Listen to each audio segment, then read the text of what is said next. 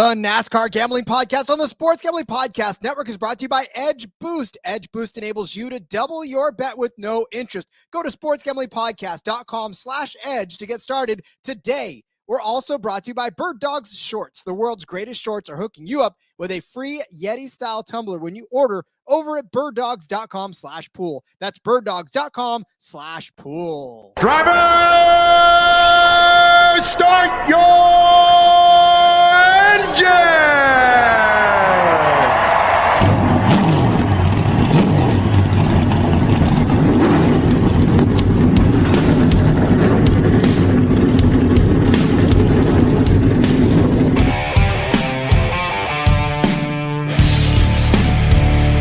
Strap in and pull those belts up tight as the Sports Gambling Podcast Network presents the NASCAR Gambling Podcast. I'll wreck my mom to win a championship. I'll wreck your mom to win a championship. With all the news and the best bets for your NASCAR weekend. It refrains me from not beating the out of you right now because you ask me stupid questions. But since I'm on probation, I suppose that's improper to say as well. If you could talk about racing things, we could talk about racing things. Now, here are your hosts, Rod Villagomez and Cody Zeeb.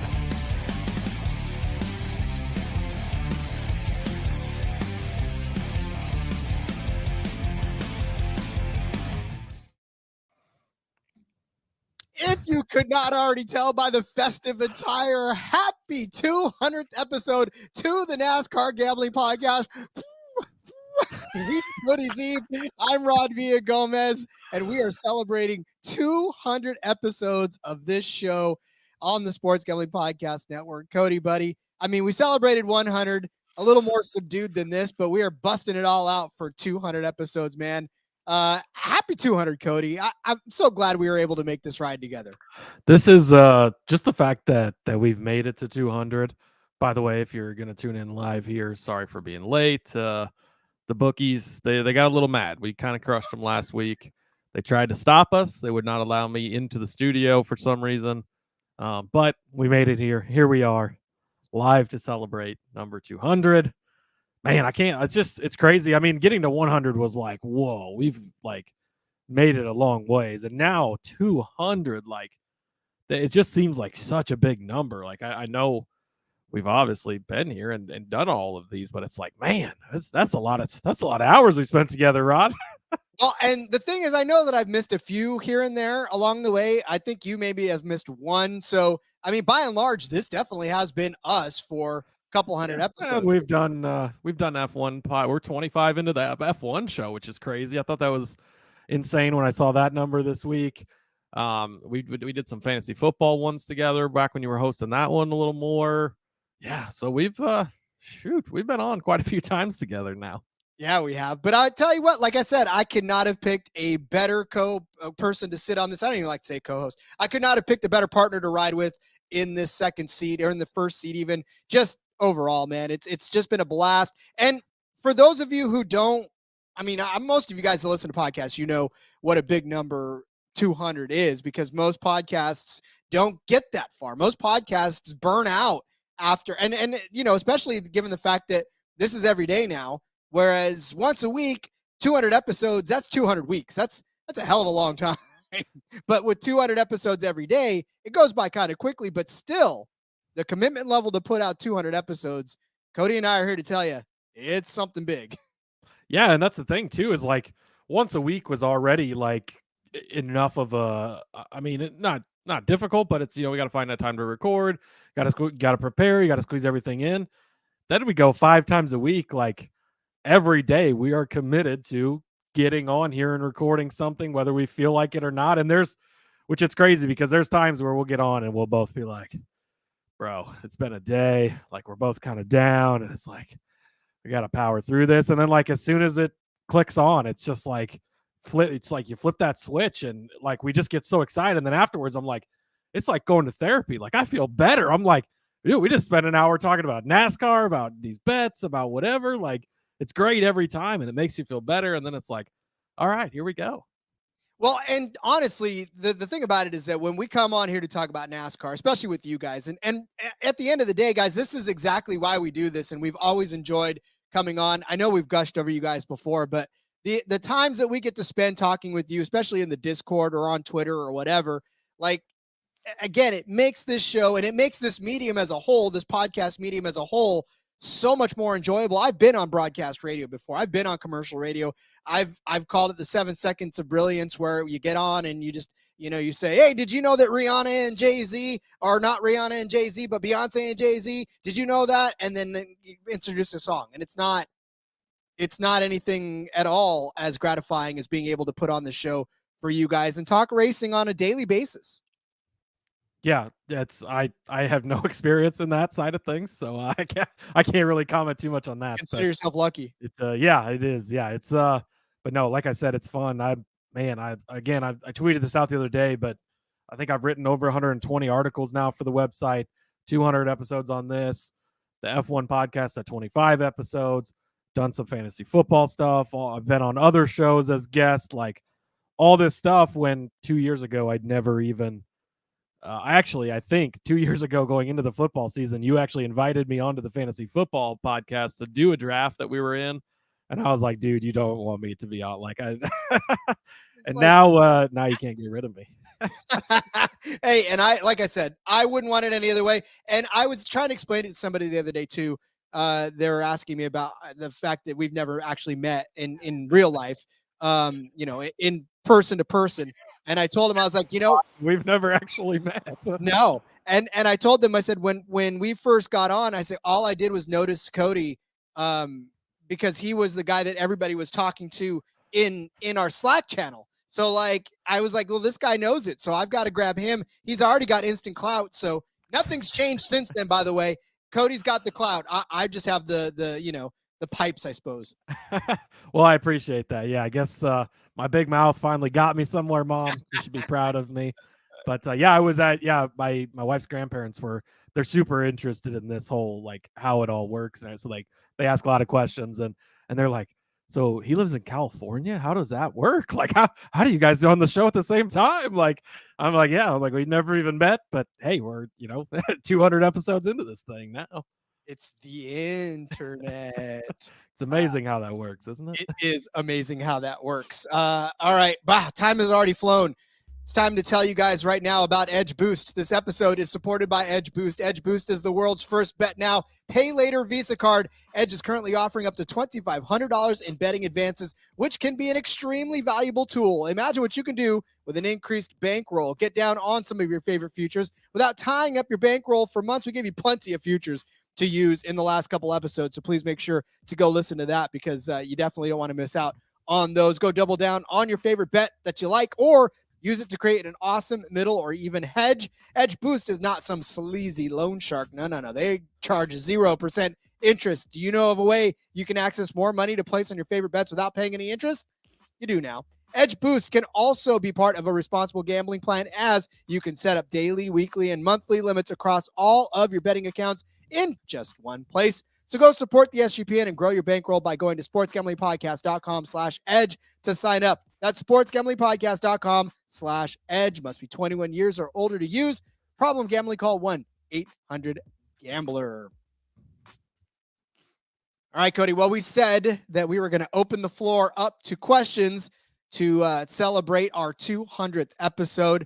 I feel like this is a great opportunity to get that question out of the way. Yes, we've got so far just the one question. Guys are slacking, killing us, but that's okay.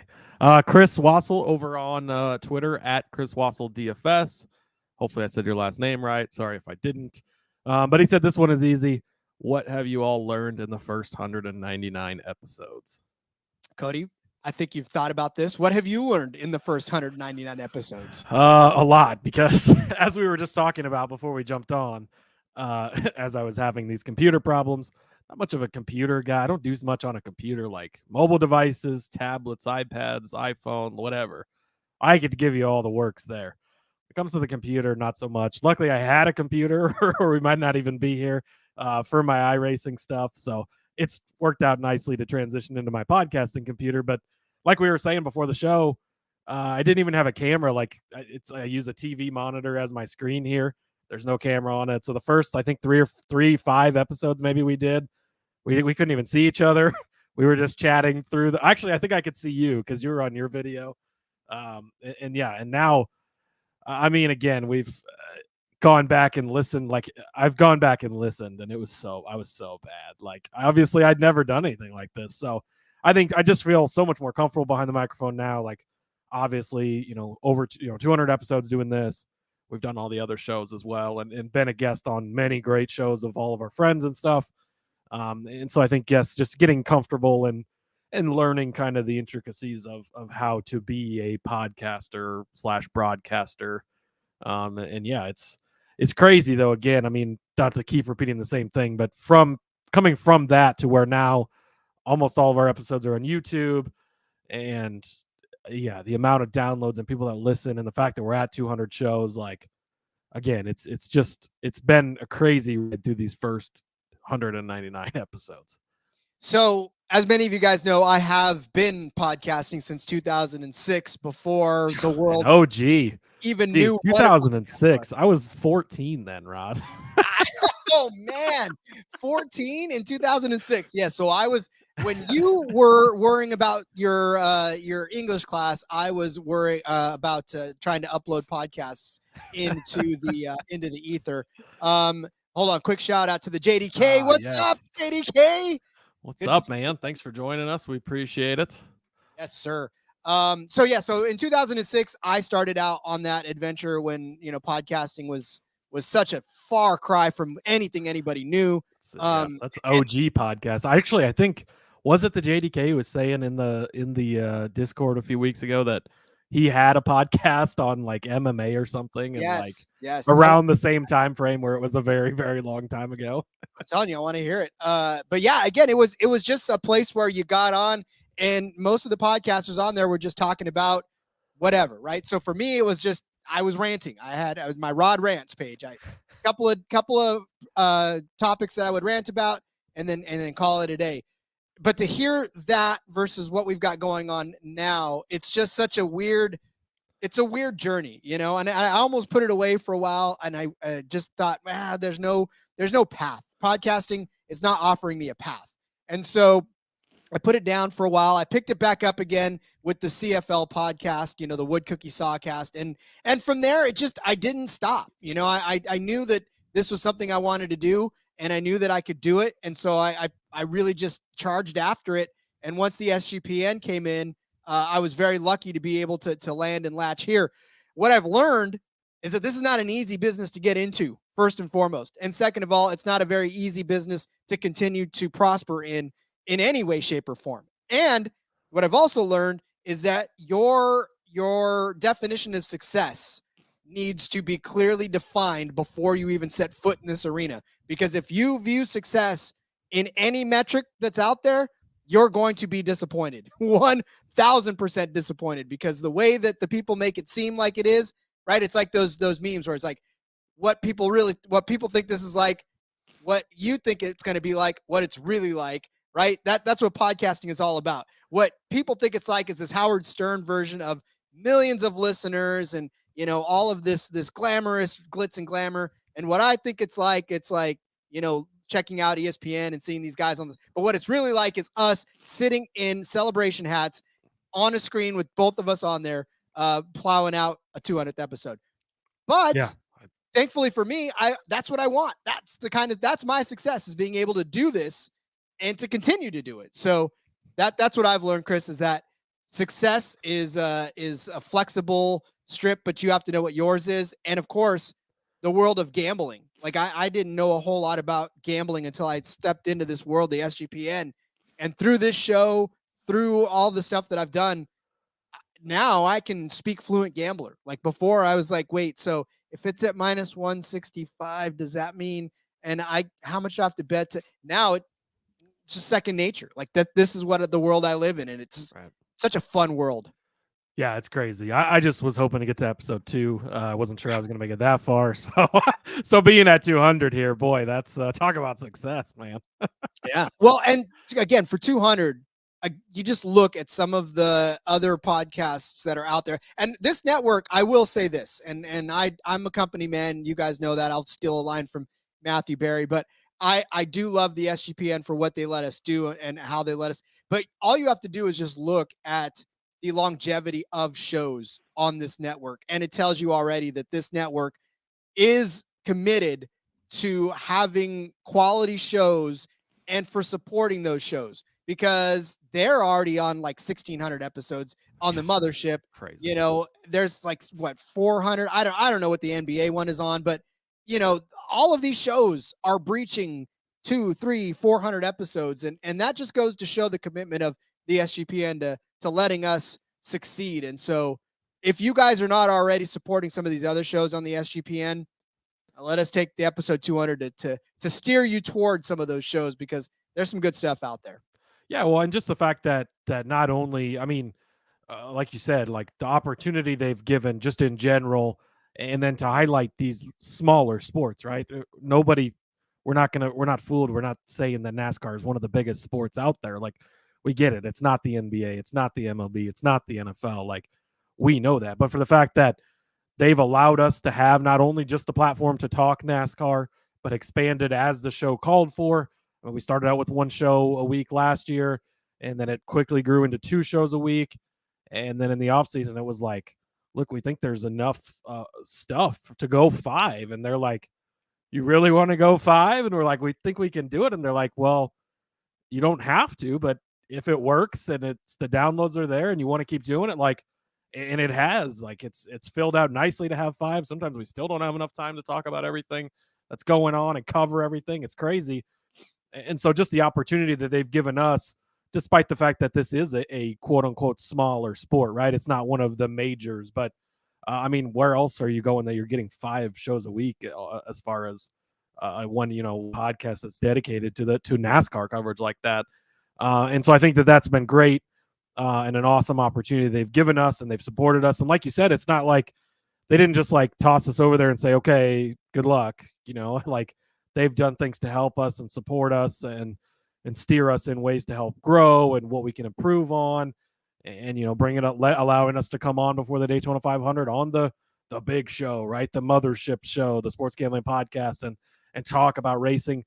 Those guys, Sean and Ryan, I love them. Like, they're not huge racing fans. The Kramer's into F1 quite a bit, right? But they don't know the first thing about NASCAR really. And so for them to allow us to come on and talk about it and get some long shot bets in and have a fun time and get our name out there to their massive crowd that they have, right? It's been great. And then allowing racing articles to support it, NASCAR articles, and I've got IndyCar and F1 articles out this week as well.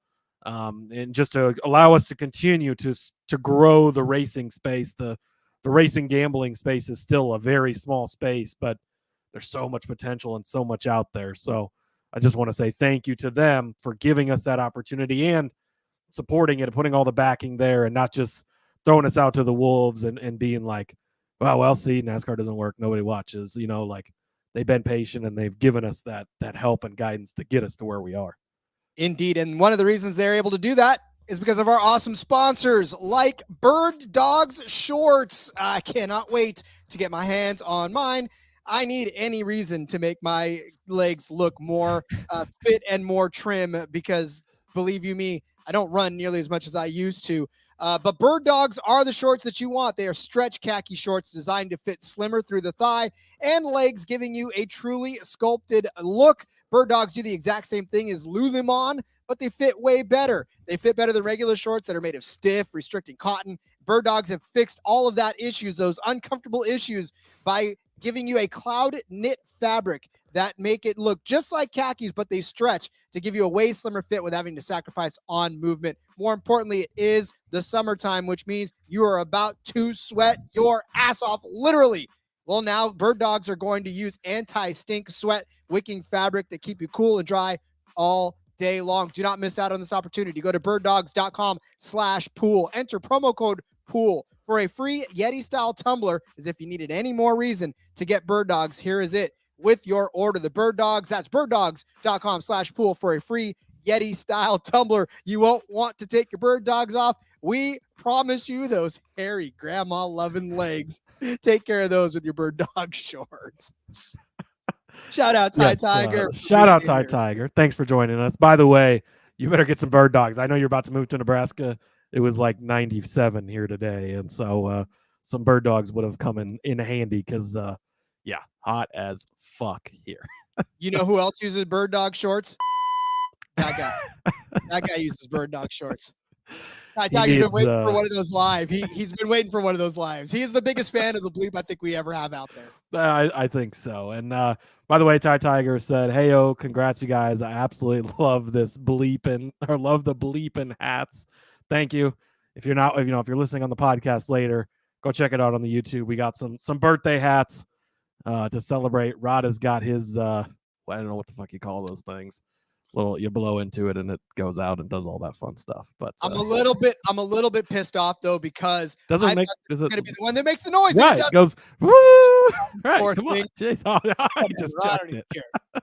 Also, he said those two are the reason why I found you guys when I was talking about Sean and Ryan on the show. I believe Ty Tiger was listening to that. I believe, and he could correct me if he's wrong, but he wasn't even a racing fan at the time. He just loved the sound of our voices so much that he had to check us out, and now he's a full racing DGen. So I absolutely love that. That's one of them. Yes, you know what I didn't do, Cody? I did not grab a drink. That's what I failed to do. I forgot to grab a drink to celebrate. We didn't cheers. I should have got. I brought a body armor because in honor of Ryan Blaney. I've got my gigantic water bottle. I have an entire beer fridge out there full of beer samples because I get a lot of those for my day job. And I should probably have grabbed one. But that's okay. We'll celebrate on tomorrow's IndyCar podcast because episode 2 of the IndyCar Gambling Podcast coming tomorrow. So make sure you guys tune in and check that out. Yeah, we are. We're gonna teach me IndyCar by hook or by crook. I'm going to learn the damn sport whether or not I like it. In fact, I'm watching old episodes now of some CW shows, and they keep showing the 100 days. 100 days. I haven't. Did you watch it? Well, I've watched. I got 2 episodes left. I had it on DVR. I've been not bad and not watched the whole thing live like I probably should have, but I've been catching up on it. It is a great show. So if you can find it, I'm sure they've got it out there on something, hopefully. All right. So we want some questions, guys. Those of you out there that are watching, that are listening, please give us a couple of questions because we're here for you. This is the live show. Those of you guys listening on the OG podcast forum, we hope you just enjoy kind of this loose episode, right? I mean, this is kind of a one that we're going to do just to kind of make you laugh a little bit and kind of loosen it up because there's obviously no racing. If you really want the meat, the bones of futures talk, you can go back and listen to that one, but kind of letting our hair down on, well, never mind. Neither one of us have the hair to let down, but we've also got our party hats on to do that. So if you're watching live on YouTube or on Twitter or wherever you're finding it, feel free to answer any questions. I've got a question for you though, Cody. Oh, Rod's bringing the questions. I'm not prepared for this. What's been your favorite memory of the last 199 episodes here? I want to know. I want you to think about that for a second. What has been the most favorite thing about your 199 episodes? You look like you already have an answer. Damn, that quick. Man, no, I don't. I'm glad I gave that confidence. Boy, there's it's like one of those things where there's too many to pick from, right? Like we've had some really good weeks where we've swept the entire weekend picking all the outrights. We've hit some big winners. I mean, just last week, Martin Truex Jr. 35-1, right? The sweat of Corey LaJoie at like 250-1 that we almost hit at Atlanta last year. Ross Chastain 40-1 at Coda. Those come into mind as far as like the big hits at least on the show. But we've had so much fun. Like I was saying earlier, for anybody that's joined us since then, like it's almost like a therapy session. Like even if you're having a rough day or I mean, we still both have day jobs that we work at and do things. And it's like, sometimes we get on here and it's like, it cheers us up so much. And so I don't know if I could pick out like one specific moment necessarily. The moment we finally meet, I think in person, that's going to be probably the top moment for sure. Cause again, we've not met yet, which is again, just a crazy thing, 200 episodes into this, but, we hang out a lot, so I really feel like we have a deep personal relationship at this point. I'll tell you what, the first time that we ever get together, we're going to have to obviously do a live show. That's not even a question, right? So what we'll have to do is we'll have to build it up pretty big. We'll have to invite folks to come out and be live studio audience members. So like the grandmas that are out there, they are going to get a chance to finally see us live and in person. Gonna have a whole GILF section waiting for us. It's gonna be grandma's wall to wall, and it'll just be that's fine. That's fine as long as they want to, give me Werthers and a couple of extra bucks to bet with. I'll be happy. Like, let's go. I'm all right, Grandma. You got the bucket of quarters. We could go make some bets. I'm all right with that. There you go. Yeah, that's definitely gonna have to happen. man. That is going to be the moment when it finally happens. Ty Tiger said he'll be there, which means there. I think that we're doing this in Nebraska because again he's going to be living right down the road from me here shortly. So I'll take it. I don't care. But he also Ty Tiger did say yes, True Racing DGen now because of the grandma loving voices. Appreciate that. Thank you. Sean and Ryan had mentioned us, and he believed the hockey guys also mentioned that we were killing it. Shout out to those guys over there. The Hockey Gambling Podcast. Hockey is sport that it did just end. Vegas Knights took it all home. I do know that much about it. I can't say I know much more about it, but I have listened to those guys, and just that's a great thing too. Is like you don't have to necessarily know a lot about some of these sports. Like just go turn on any of these shows and be like, okay, they said to put these bets down, and you do it, and you win money, and it's like, damn, there we go, Yeah, you think you're a genius. You're like, all right, I got this. Like, I know everything about hockey. Let's Look at go. me cashing all these hockey bets. I don't even watch hockey. My Colorado Avalanche were ousted, and so I'm a little bit pissed off. So I'll take that. My brother, though, congratulations to my brother. He's a big Golden Knights fan. He ended up watching his team hoist the Stanley Cup. So I'm curious not to get off on too much of a hockey tangent here, but so the Knights have been in the league like what 4 or 5 years? Like it's not been that long. So how do you become a big Golden Knights fan? Like, was he not an NHL fan before? Or was he an NHL fan but didn't have a team? No, he was a Blackhawks fan for the longest time. Okay. But he's loved Vegas. We used to visit Vegas all the time. Like we used to go to Vegas to visit my grandparents at least twice a year for a long time. So he's loved Vegas. And so, it's just a matter of he loved it. And then when Vegas got a team, he was all over it. So that's how he became a big Golden Knights fan, because he loved the team. James in the house. Congrats on 200 episodes. Appreciate you guys.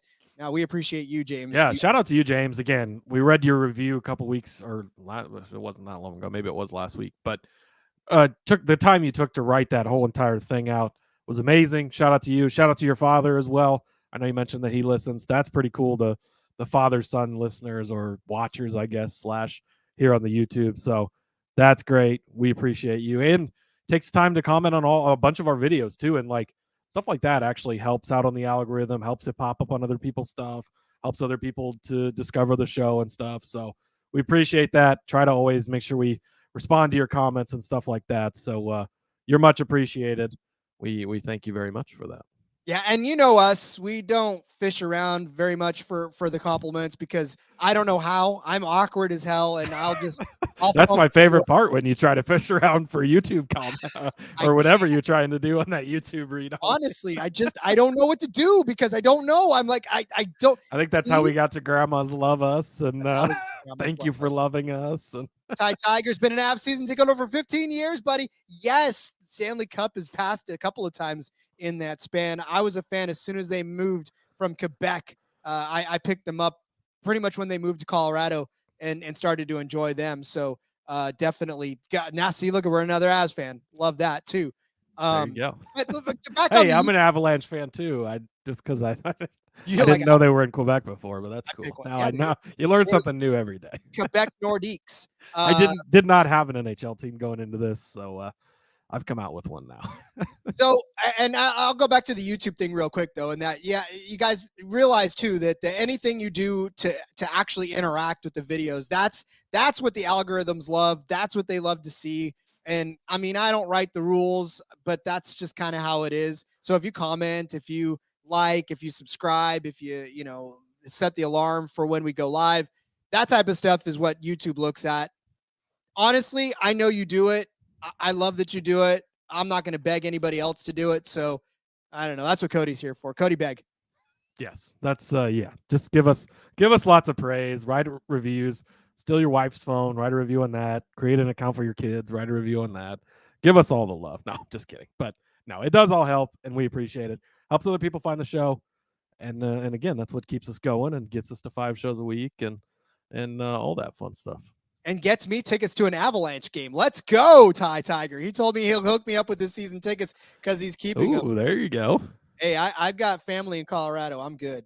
That's man. Now, see, if I make a road trip to Colorado for an Avs game, I got to drive right past Grand Island, pick Ty Tiger up.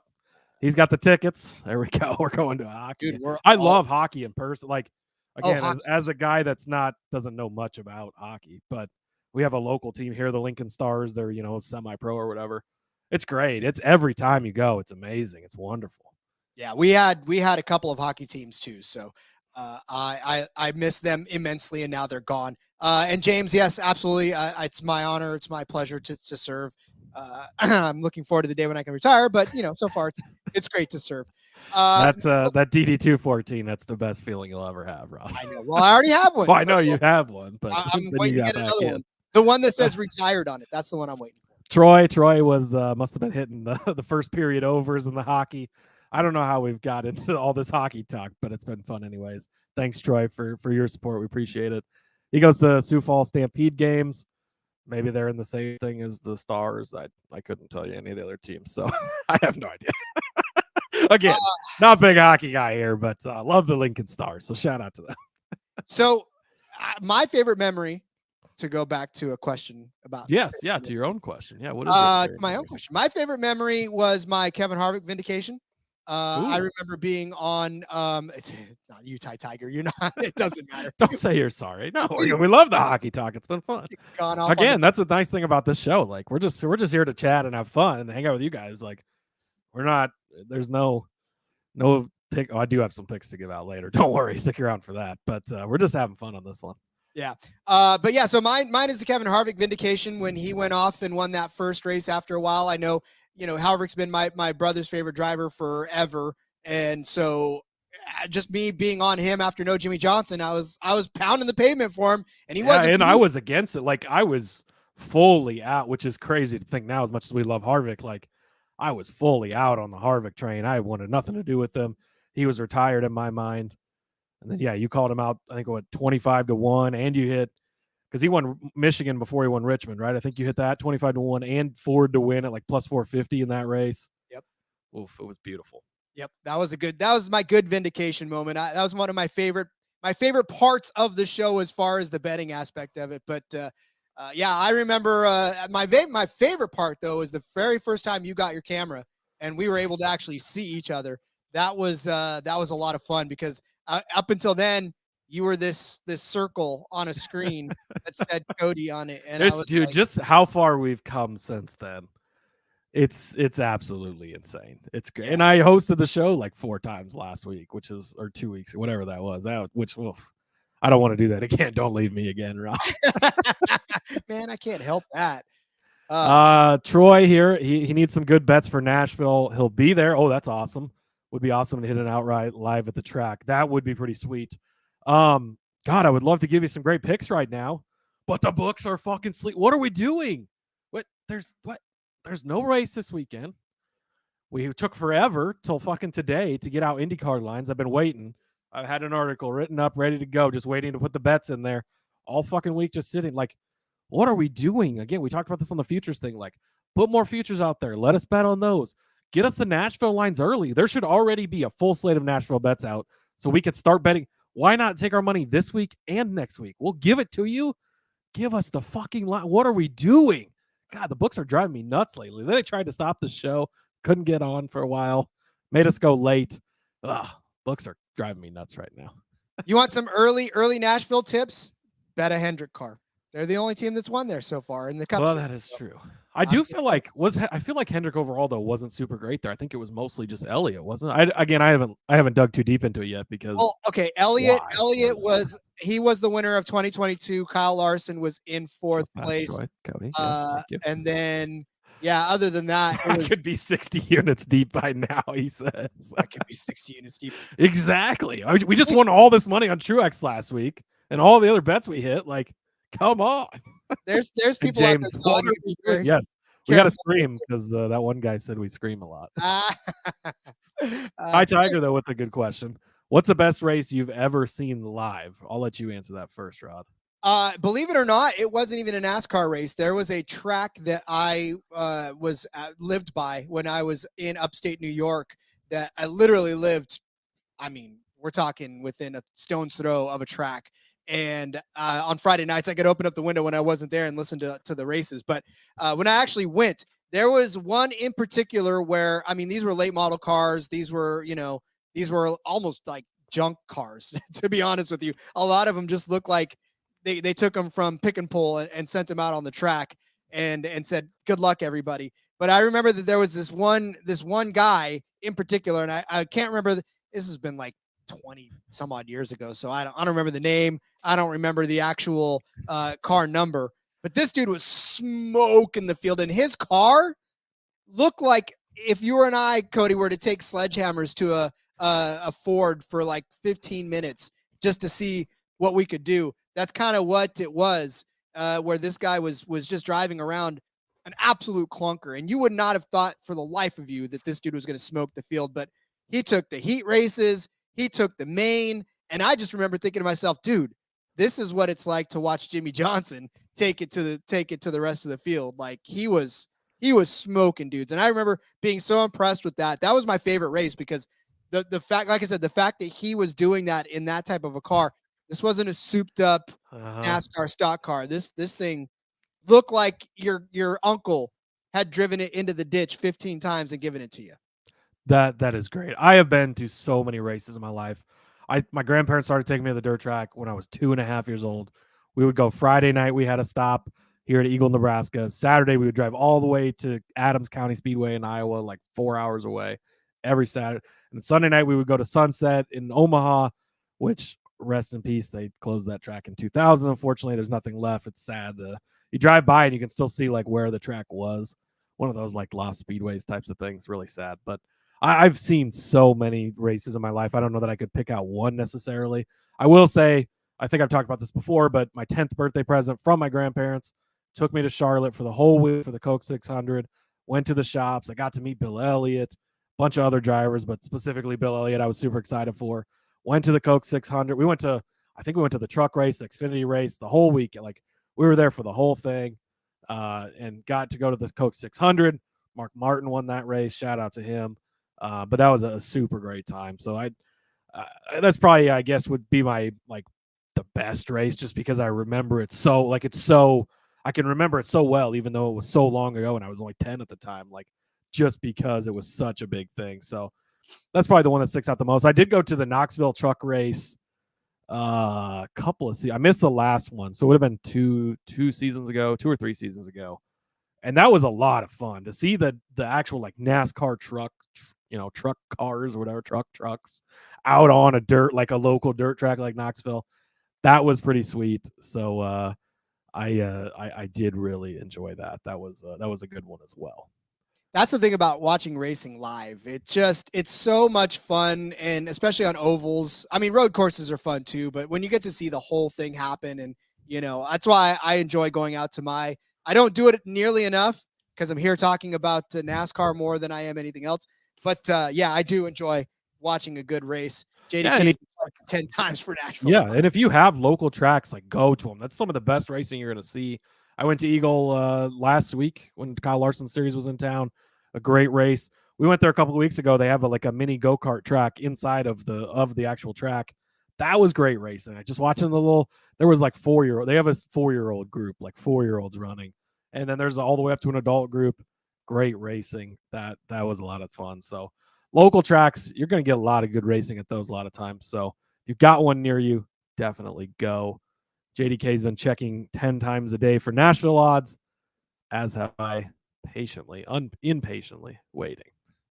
Although he does have a good question. Besides Bill Elliott and Jimmy Johnson, who are your favorite drivers and why? Who do you think will be the next big thing in NASCAR? Cody, you want to take this or you want me to? So I did grow up a Bill Elliott fan. He was the McDonald's car when I was a kid, so I think that's pretty much why I picked him. But and so when he retired, I went into Casey Kane because Casey was the one who replaced him in the 9 car, the Dodge car at that time. So it was kind of a natural transition.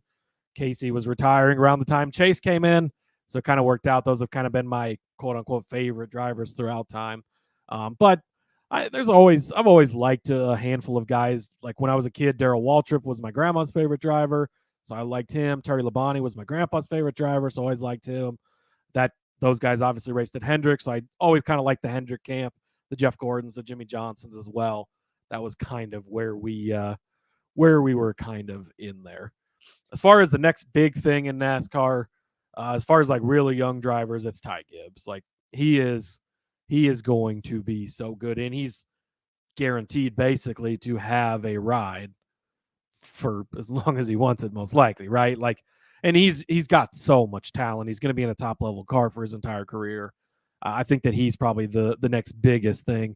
Tyler Reddick would be the other guy I would mention that I think is I think he's the next Kyle Larson, right? Where he's been in okay equipment. The RCR cars weren't great, as good as they are now in the next gen program. But he's going to have that 10-win season where he wins a championship, much like Larson did 4 or 5 years down the road here. Yeah. As far as my favorite drivers outside of Jimmy Johnson, I liked whoever was driving the Army car, the 00, the 00, like the Jerry Nadeau's of the world, the Joe Nemecheks of the world when he was driving the 00. Say again? 01. I was 01. I'm sorry. Was it 01, I think? Yeah. Rod doesn't even know what the car he was rooting for. I was just rooting for NASCAR. No, you're right. It was a 01. And I have the diecast, so I don't know what I'm thinking. This might be too tight. I think that's what it is. Yeah, it was. Yeah, Joe Nemechek, Jerry Nadeau. Those are the main guys I remember in that. Yeah, those were the 01 cars, and I liked that car. It was such a slick-looking car. Of course, when I first started watching, I was still active duty, and so anytime the Army car zipped around, obviously I'd pick Jimmy Johnson as my favorite driver. But watching that 01, the 01 zip around in that Army colors, I thought that was pretty damn cool. So I liked them. As far as favorite drivers now, I don't know, you guys. I took a couple of years off. I mean, I kind of took probably once Jimmy Johnson retired, I sort of took some time off of the sport, and even before he retired, I took some time off of the sport. So I basically didn't really pay too close attention until I started this show. Pretty much, really, I started getting back into it. And so I don't really have any favorite drivers now. I remember you guys know that I tried to jump on the Ross Chastain thing for a second. I'm jumping back off of that. That was short-lived. That was short-lived. AJ Allmendinger, he's always gotten some love, right? Yeah, he's gotten my love a little bit. But as far as the next big thing is concerned, I'm with Cody. It's Ty Gibbs. There's just I think he's going to be the guy that we're going to be watching for a while. And Tyler Reddick, yeah, I can see that too. But everybody else feels a little bit on the back end of, I don't want to say their career, but like back end of what they could be the next big thing. I think Ty Gibbs is the newest guy that has the next shot. I'm curious to see what Zane Smith can actually do in a really good ride when he gets up to the cup level. If he gets up to the cup level, I'll be keeping an eye out for that. But right now, it's got to be Ty Gibbs. And like I said before, I am confirmed taller than both Ty Gibbs and Tyler Reddick, so I'm happy about that. There you go. JDK, he's been doing his Nashville research. Elliot King of Concrete. Yeah, I mentioned that in the Discord as well. This hat is making my head itch. I would say we can take them off if you want, but I mean, come on, that's part of the vibe here, right? But no, I said that in the Discord as well. Like when I think of Concrete, I think of Chase Elliott, I think of Ricky Stenhouse. Like those are the two guys that immediately jump to mind. So as far as when Nashville odds come out, those are two guys I'm going to immediately be looking at their stuff. And Troy said Hendrick was better at night. Toyota's dominated early in the sun. Again, I haven't looked too far into Nashville yet. Been breaking down F1 and IndyCar this week, but need to look into that and see too what the schedule is this week. Are they going to start in the sun, end in the nighttime? That always something to look forward to. James reported that guy's terrible review. What a prick. Appreciate that, James. Thank you very much. Troy said my birthday beat his birthday. I would doubt, yes. That was like a literal dream birthday. And I will never forget that for sure. And Troy went to the Knoxville truck race last year. Thought it was awesome. That's the one I missed. I didn't make it the last time they went there, but that was the one I went to. Was super, super fun. Yeah. So Ty Tiger wants to know what our actual best NASCAR race that we've ever watched live or TV. Kansas this year. I was there live. That was one of the better races I've seen. That one jumps to mind like immediately as far as a really good race that's been recent, and I was live for that one. So my favorite was the 2003 Darlington finish. That was the other one I was going to say. Yeah, Kurt Busch and Ricky Craven. Yes. And I'll tell you, that was because that 2003 season was the first season that I'd ever watched NASCAR. So that to be treated to that awesome of a finish. And I mean, you want to talk about like a finish for the ages. They're still talking about it now. And that was the first year I ever watched NASCAR. I remember talking to my brother through that race, and I was like, holy cow, like this is amazing. Thank you for getting me into this sport, because this was a blast to watch. So that's what got me hooked. Honestly, that finish right there was one of the reasons why I was like, I'm all in on this. I'd love this sport because of that type of excitement when you get down to the end of it.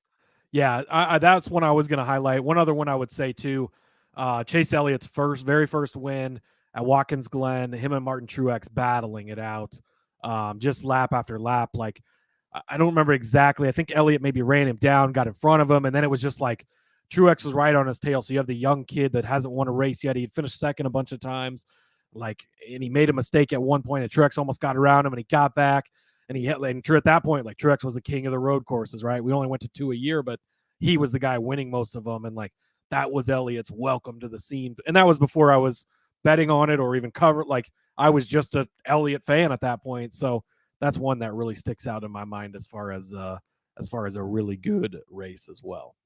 Love it. JDK's got another question.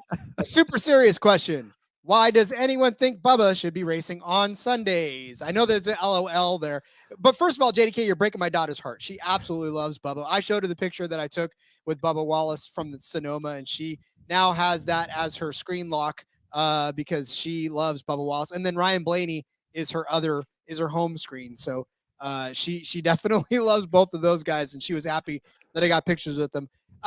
Listen, as far as Bubba's concerned, I know this is tongue-in-cheek. I know this question is tongue-in-cheek, but I will address it as such, because there's so many athletes in this world too that kind of share the same fire and passion for the sport, right? And they're talented at the sport that they're at. But for one reason or another, when public opinion starts going against you, I don't care how strong of a person you are, it sometimes is very difficult to navigate the waters of being a villain. And sometimes you bring it on yourselves, but other times it just happens organically, right? And so being a villain is not easy. And I know that Bautista, who was the guy that called or that drove the pace car in Sonoma? I think it was not Bautista, but Braun Strowman. Braun Strowman did the thing before where he said, whether we're a villain or whether we're somebody that people cheer, whether they boo us or whether they cheer us, our job is to entertain. And sometimes entertainment means giving somebody to root against or to boo or to, hate, right? Now, granted, if you embrace that and that's something that you take as a compliment, like Braun Strowman said he did, all the better to you. But there are some people that don't necessarily agree with that role and take it personally. And when you step into the seat of that car, you're driving to try to prove that it's not the case, right? And that's a heavy weight to bear. So I got to give it up to him for at least continuing to get in there and try his best to prove everybody wrong that hates him. But again, it's a very, very burdensome thing to try to live with, to be the villain every single time you walk out on that track. Now, Kyle Busch, on the other hand, that's a guy who's embraced the villain role, and he'll take those boos. He loves that. That's what he feels like he's on the track for. But I don't think Bubba asked for that, and I don't think Bubba was really built for that type of a role. So as much as you want to say that he's a certain way, I think you got to take a step back and kind of see the picture as a whole from where he's sitting, and where he's trying to come from. I don't think he wants to be the villain. I just think he was thrust into that role, and now he's got to learn to either deal with it or work very hard to try to change people's minds. Sorry, that was a very long answer for that tongue-in-cheek question. No, I think that Bubba definitely deserves the ride that he's in. I think he's a really good race car driver. We've seen that. He's got more of a spotlight on him, right? Whether he wants that to be the case or not, it doesn't matter whether you think he wants the spotlight, whether you think he doesn't. That spotlight is going to be there because of the position that he's in. because of the opportunity he has, because of what he represents. And so I think that if you look at his track record and what he's done, he's a pretty good driver. He gets decent results. He's won multiple times at the Cup Series level, which that's some drivers haven't. Yeah, exactly. That alone is a very impressive feat. For years, he was in that 43 car. We know that car has never been that good since the 70s when it was like, that's when it was good, right? Since then, it hasn't been, but he got pretty good results in that. He switched over to a brand new team. We know that brand new teams go through growing pains and struggles. You look at Ross Chastain, right? He's got 2 wins at a new team. He's had races where he struggled. He's had races where he's good. It's kind of the same thing with Bubba Wallace. And so I think that he is very deeply competitive deep down inside. There's, his emotions. He wears them on his sleeve. If I was a NASCAR driver, that's exactly how I would be. Like when I was an athlete in high school, and that's how I was. Like, you knew my emotions out there, and I was going to give it everything I had. And if it wasn't enough, I was going to be pissed off about it. And you were going to see and feel every emotion that I had. But I think that he's an important part of the sport, and an important part of the sport going forward. And just from a driving aspect, he does deserve that ride. He's done things in that ride. And you look at his teammates, right? Kurt Busch has had good runs and had ups and downs when he was in that 45 car. With Tyler Reddick, it's been the same thing, right? It's not like Reddick has come over. I just got done talking about how he could be one of the next greatest drivers in NASCAR. It's not like he's really done that much with it. Like, he's had some really good races, right? And he's got a win in that car, but he's not come out and dominated like a Kyle Larson is at this point. So that team is still growing, and I think you're going to continue to see that. But he's got the Super Speedway win, that he fully earned that win, and then he did it at Kansas as well, right? He came out and he dominated both Kansas races, had some mistakes, didn't win the first one, but he won the second one. And so I think he's definitely earned his place, and he's not going anywhere. So get used to it. Kind of is kind of just, he's going to be around, right? And I get that people like to hate him and all that, but I think that he's doing a tremendous job for the position he's in, the amount of pressure he has on him from so many different directions and different avenues and people with different agendas. So I think that that's why he's racing on Sundays, and I think he should continue to and will continue to. This is why I don't want to be famous ever. I don't need that burden at all. But look at us having nice, serious conversations with party hats on. I love that. Does it take the edge of the seriousness off of there? I don't know. Maybe not. I will say the JDK followed up too. If Kurt came back, would you rather have Kurt or Bubba in the 23? That's Bubba. It's Bubba's car. No. I would love to see Kurt come back, and if they could put him in that 67 car, which they're planning on running again soon, would be great. And Kurt's one of the 75 greatest drivers in NASCAR history. He's a champion of the sport. He is getting near the end as far as age-wise and stuff. Not near the end of his life, just near the end of his racing career age-wise. But no, that's Bubba ride, and I don't think that you take him out of there at all. They have no plans to. Michael loves him. Denny loves him. Another great thing, too, he brings a lot of sponsors to the sport that would not come to the sport if it wasn't for him. And there's something to be said for that, because just introducing, and he brings in new fans as well, too, right? Introducing people to the sport and sponsors. And, when a sponsor comes in, that brings in the people that work for them. How many times have you heard, oh, yeah, I got a chance to go to a NASCAR race through my work because of a sponsor.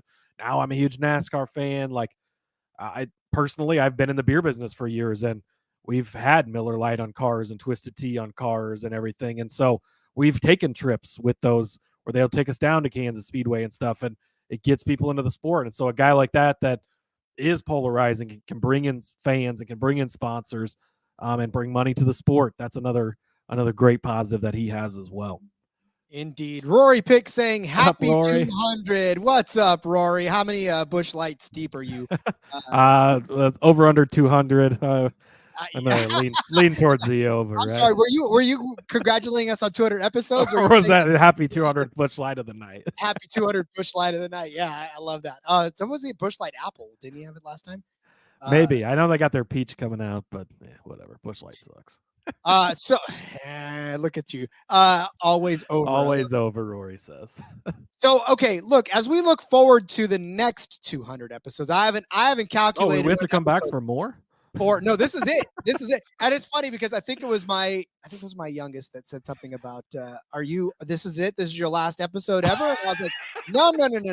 This is we're just getting started, honey. We're not going anywhere. We're celebrating 200 episodes. We'll be wearing these same party hats for number 2000 too. I'm gonna keep mine up on my. I'm gonna keep this one. I spent $1.25 on this thing.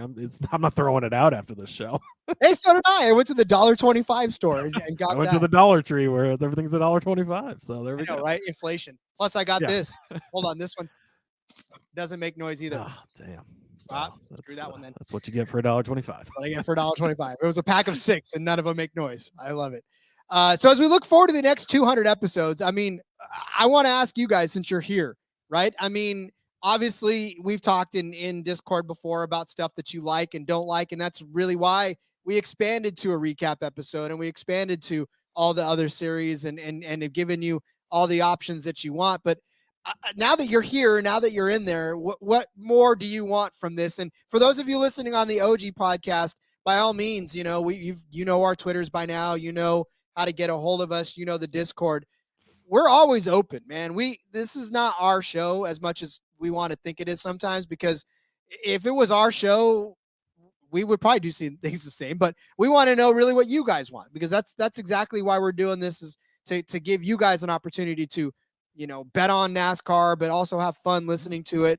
What more kind of stuff? Discord call-in show. I like that. Where because I know the guys on the mothership will do that, where they'll take listener phone calls. That's might be something we'll have to work on here in the near future. I'm okay with that. I definitely think that should happen. We could do like the listener pick of the day. I mean, yeah, we could do it. We could do it multiple ways too. You could do the recap show. They come in, talk to us about what bets they hit, what they thought about the race, what they saw, and you could do it on a pick show too. And what picks are you guys liking for the weekend? All right, see, there we go. That's why, again, seriously, like, this show evolved from one show a week into 5 because of suggestions from the Slack channel back when we started, from the Discord channel, from people hitting us up on Twitter and stuff like that. Like, it was, hey, what about the Xfinity Series? Can we get some picks on that? And we looked around and we're like, nobody else is talking about the Xfinity. You know how hard it was for me to find somebody to get on the Xfinity Series show with me? Luckily, I had Mike. Originally, he wasn't going to be available, and I'm like, oh, no, nobody else covers the Xfinity show. And then luckily, our schedules lined up, and it worked out, because it was just like, there's not a ton of Xfinity coverage out there. We got the Truck Series as well. And so, yeah, that's, again, listener feedback is how we've gotten this far. So keep it up. I love the Discord call-in show. That's definitely something we're going to have to do. I will say that will be something we do before the end of the season. So keep an eye open. We can make that happen. Obviously, we have the technology. Cody's got the technology now. So I had a little problem with the technology earlier, but here we are. So funny. I love it. But yeah, definitely. Then, God, what was it? Was it Eddie? That was the support, probably AI guy I was talking to. That was not a fun conversation. Rod could hear me angrily typing on the phone while I was trying to figure out what the fuck was going on. But I was like, "Dear diary, do not piss off Cody." Rod saw a different side of Cody while I was trying to figure out how the hell to get in here. I was like, "Okay, so somebody's not happy today. We're about to get in on this one. This will be fun." Just kidding. And it has been. That's the thing. Underdog prize picks. Oh. So Underdog doesn't have any NASCAR stuff yet. Does Prize Picks have NASCAR still? I think that Prize Picks might. That's not one I've used much, but definitely something we could work into the fantasy show, the DFS show, maybe throw out some Prize Picks plays, because that's a good way, especially if you're in a non-legal state, which Ty Tiger's going to be here soon. A good way to get in on not betting on props, but picking props in a game of skill. And so, yeah, that's Prize Picks could become a sponsor. That is a great point. Prize Picks, we would love to feel be like they already have been a sponsor. They might have at some point. I know we've had some other ones in the past, like Monkey Knife Fight. I think they closed down, unfortunately, but yeah, they did. There's been some other ones out there that but yeah, we could definitely, I mean, if you guys are wanting some Prize Pick picks, that's something we could Underground Russian table tennis segment featuring Ty Tiger. You were the insider, right? He said before he had like inside information where they were just like ripping the books apart, I think at one point. You're Which selling him out, man. You're selling him out. well, I Don't think that's been above ground now. So I think that's okay to say. If not, it's too late because this is live. So we're not going back and editing. I got something for you. That's exactly what we just said. That's all we did. No, look, go watch some Ultimate Disc League too. That's some fun. There you go. I Okay, I got one more thing before we wrap it up. I cooked up 3 more championship futures parlays. Oh my god! After we had that great conversation. the JDK said that it went deep too. All the way to the top. That's great. That's amazing. We might need to have you on that might be an off-season show where he comes on and tells us the story of the underground Russian table tennis. That was Forrest Gump involved in that at all? That's what. And he says I totally will too. So okay, the show idea is already getting cranked out here. All right, well, it's super parlay. Championship futures parlays. We're combining all 3 series. I built 3 different ones here. I got excited after I learned on the show the other night we could do parlays. So I'm going to take Martin Truex Jr. to win the Cup Series championship. I'm going to pair that with Justin Allgaier to win the Xfinity Series and Ty Majeski to win the Truck Series championship, plus 29,600. Throw $10 on it. It'll pay you $29,070. So that is parlay number 1. Here is the moonshot. All right, we're going to go for all long shots on this one because, hey, there's a lot of season left. Things could change. These guys all have the opportunity to win the championship, albeit they're long shots, but why not, right? Carson Hocevar to win the Truck Series championship, Sam Mayer to win the Xfinity Series championship, and riding off into the sunset, Kevin Harvick to win the Cup Series championship. This one is plus 606,800. $10 will win you $60,690, Rod. Woo. Some may say it's not possible, but I saw someone hit a 2-person parlay last week for $83,000. So it is possible. It can happen. And then one more parlay. Had to throw in some guys that I've just been loving on this year. Corey Heim to win the Truck Series. Justin Allgaier again to win the championship for the Xfinity. And my guy, Kyle Busch, to win the Cup Series. This one's plus 23,000. $10 will win you $2,310. Beautiful. Go place those three futures parlays and thank me in November. So I did this real quick because I was curious. You talk about all 3 series. I'm talking about all 3 motorsports series here. Now I'm getting kind of crazy with it. But listen, Max Verstappen is minus 3,000 to win the championship. So if you take Max Verstappen for Formula One to win the Drivers' Championship, then Alex Palou to win the IndyCar Championship at plus 110, and Kyle Larson at plus 500. But we don't really know that. We don't think we like Kyle Larson to win the championship. Yeah, but he could easily win. I mean, he's the favorite for a reason. So it's not. I mean, I like it going all favorites because Palou is the favorite in the IndyCar Series as well. He's got, I think, a 50-some point lead right now, heading into this weekend. So, and that's a little different too than NASCAR. It's a little bit better. Yeah. It's a little bit easier for you to have that kind of a lead and win the championship than it is. Yeah, in NASCAR. Because they're just a straight point system. There's no playoffs later on. They don't reset. Wins don't count for anything extra. It's just straight up points. So if you lump all those favorites together, you really only get 12-1 plus. Well, yeah, it's probably because Max. If you took Max out of there, you probably get way better. Even though you're getting a third leg, if you take him out, your odds probably go up because he's so ridiculously favored. Yeah, it's kind of tough to do that. So I don't know. I was curious to see what that would come up to. So there's lots of ways you can play with it. So go build some championship. And it rarely do we see where all the favorites just win. Like even last season, right? Zane Smith was the favorite in the Truck Series. Yes. Well, I think it was probably a toss-up between Gibbs and Gragson as far as Xfinity goes, but Joey Logano definitely wasn't the favorite of the Final Four to win the championship, and he's the one who ended up winning it. So, and at this point in the season last year, if you just said Joey Logano ends up winning it, you'd been like, does he though? Does he? You really wouldn't have seen it coming. So I think that's why you can get pretty fun building those futures parlays out. Shout out to BetMGM, by the way. They're the only ones offering Xfinity futures at the moment. So appreciate that. And they allow you to parlay them. So that's even better. Even Martin Truex Jr. doesn't give you that much more of a boost. He's at plus 800. You get 1852 plus 1852 on that one. So, all right, that was fun. That was fun trying to figure out who was doing that. So, all right. Well, Cody, I feel like we've made it to the end of this episode. How about you? I think so. We're here. 200. Shout out to all of you who joined us tonight. All of you listening on the podcast or YouTube later. Appreciate it. Hope you enjoyed the party hats. We try to be fun. Rod was trying to convince me to wear a suit or something crazy. I told him I don't own a suit, so don't worry about it. He lies too. I know he's got one. No, I'll take you to my closet. We'll FaceTime after this. Ain't no fucking suit. I am not a suit guy, Rod. Hey, and I wasn't either for the longest time, but obviously I had to relent a couple of times. I've got a good. I try to avoid anywhere that requires me to wear a suit. Well, like I said, the party hats were we probably would have done the party hats even if we would have done the suits. So of course. I thought we'd be formal for 200. Let's just be fun. We always are. This is as formal as I get. I have a t-shirt on. So. I love it. All right. Well, I guess it's time to go ahead and put this episode to bed. Like Cody said, thanks to every one of you guys that have been a part of this show at all. The ones that continue to download, the ones that listen, actually, we want to thank you the most, and everybody that interacts as well. 200 episodes of a podcast, it may not seem like that gigantic of an accomplishment, but you try it.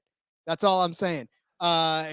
You'll find out exactly how big of an accomplishment it really is. James says, thank you guys. Appreciate you both. Thank you, SGPN. Yes. Yeah. Thanks. Yes, thank you, SGPN. Thanks, Ron. I'll get their names right eventually. That's a throwback to episode 1 where I screwed up their names there as well. So bringing it full circle. But thanks to Ryan and Sean. I combined them. I went with Ron, whereas Ryan and Sean, whatever. Anyways, thank you to them. Thank you to SGPN for this opportunity. We've been having fun. Come back tomorrow for episode 201. Will also be the second episode of the IndyCar Gambling Podcast. And yes, like the JDK says, give it a thumbs up. That, again, helps the algorithms. The YouTube overlords love that kind of stuff. So we appreciate it. Yep, those dang AI folks, they love all those thumbs. Me, I know you're giving the thumbs up, but if you don't do it, if you give a thumbs up and no one looks, does it count? No, I guess that's not what it is. Much like Denny Hamlin, Rod likes his thumbs. So Google Denny Hamlin and thumbs later if you want to know what that's about. Not on your work computer because it's not appropriate. I was about to say, you probably should. Yeah, if you want to keep your job, don't do that. All right, well, like I said, thanks for the laughs. Thanks for all 199 episodes worth of having a blast with us. This 200th was fun hanging with you guys as well. So before we jet off into the sunset for 201, Cody, let everybody know where they can find you on social media. Yep, follow me on Twitter at Husker_Zeeb. While we were recording this, my IndyCar article just posted. So give that a look. Some bets in there. Join us tomorrow for more IndyCar picks. Have an F1 podcast or F1 article out as well, and the F1 podcast that's out as well. Check those out. I have a look at the NFL head coach of the year award odds and some picks on that. Check that out. All that's over at sportsgamblingpodcast.com and my Twitter at Husker_Zeeb. Smash the bell, smash the thumbs up, share with all your friends, all that fun stuff. That's right. As you see here, follow me on Twitter at RJ Villagomez. Link in the bio, everything I got going on, whether it's here, whether it is in between media's back road. Check them out. I was off this week, but I'll be back again next week with them. And then, of course, check out, for frequency's sake, got an F1 betting article out there. A little extra, some bonus bets to give out after the show. So check that out on there as well. Be back tomorrow with our IndyCar coverage because you D-Gens, you love you some racing, you love you some racing betting. So we'll see you all tomorrow. Grandma, good night. Sleep well. Till tomorrow, let's go racing and let it ride.